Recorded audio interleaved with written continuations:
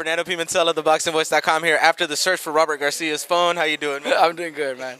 All right, well, we're glad you found your phone. Now, let's talk about this fight. Let's talk about Cuellar versus Mares. Me and you have spoken about this before, and they even brought it up here at the press conference. You've traded Cuellar before, and now Mares is in your camp. Have you guys, seen footage of Cuellar, the Darchinian fight, and just worked on what you guys are going to work on when it comes to this fight? I was there for those fights with Cuellar when he became champion and when he fought Archinian and like 3 other fights that I worked with him. So I already know Cuellar pretty well. I know his good advantages and his disadvantages also. So that's one thing that of course we got to take advantage of. But I don't want to just focus on that. I want to bring out the best out of Mares. Mares is a fighter that in his last few fights he's been focused on going the easy way or maybe what his heart wants him to do, and that's go out and give exciting fights. And he's given us great fights lately, but he's got great skills too. He's got great skills. He's got great footwork, and that's one thing I'm bringing out, and people will see June 25th. Now, let's talk about the time that you were training Cuellar, because at that time, for the Darchinian fight, he was asking for the Mares fight. And at that point in time, you were his trainer. Did you see anything from Mares that Cuellar would have been able to take advantage at that point?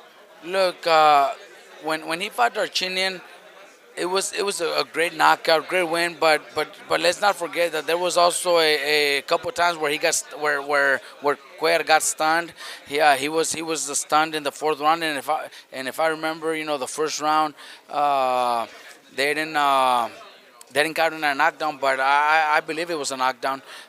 So those are little things that after that fight I would probably say let's give it a couple more fights. Him being my fighter, let's wait a couple more fights before we even challenge an Abner Mares. Now that I'm with Abner Mares, I'm glad they gave us that opportunity because he is the champion, and I'm glad he's giving us the opportunity because those are things that I got to take advantage of. You think Mares' experience over Cuellar, obviously fighting better opposition, like they mentioned, the bantamweight tournament, Anselmo Moreno, and all the names that he's fought, gives him more of an advantage. Plus, also, again, the knowledge that you have of Cuellar. Well, all that put together, the experience, the skills, the knowledge that I have. I think all that put together, all that little bit of everything is gonna help. One thing that we also got to prepare for and we got to be very very aware of is Cuellar's power. He does pack a good punch and has tremendous power. So those are things that we have to be very well prepared for. Now let's move on from this fight and let's talk about your other fighters. You have Saul Rodriguez fighting later on this weekend on Saturday, and you have multiple fighters fighting many other places. Talk to us on how you've been able to actually keep up camp with all these young and up-and-coming fighters. Look, I said it before a few months ago, and this is something that that I did about 11 years ago. Actually, like 12 years ago in 2004. I started off, with young Brandon Rios and Victor Ortiz, Mikey. At that time, Cuellar and Veloria. I mean, not Cuellar. Luevano and Veloria were with me. They were young. I brought in Santa Cruz to our stable, and they all became champions. They all became great fighters. Some of them not with me. Some of them moved on their own. So what I did in 2004, I want to do it again. I've already had great fights with Brandon Rios, with Margarito, Mikey, Maidana especially, Cuellar, good fights also. Now I want to go back to what I did 12 years ago and focus on all those fighters that I'm bringing in. I have signed under my team. We have like 7 or 8 fighters that are turning pro and getting better and better and winning fights. But then we also have a lot of young fighters that turn pro under my guidance, not only as a trainer, not as a manager.